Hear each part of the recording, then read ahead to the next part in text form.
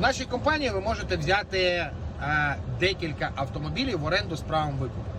Це Hyundai Sonata від 12 до 16 року. В кузові Y і Hyundai Sonata від 14 року до 16 року. Це вже автомобілі, які попадають, наприклад, в таксі в бізнес-клас. І автомобілі Kia K5 від 12 до 16 року. На цих автомобілях ви можете як працювати водієм таксі, так і користуватися в особистих цілях.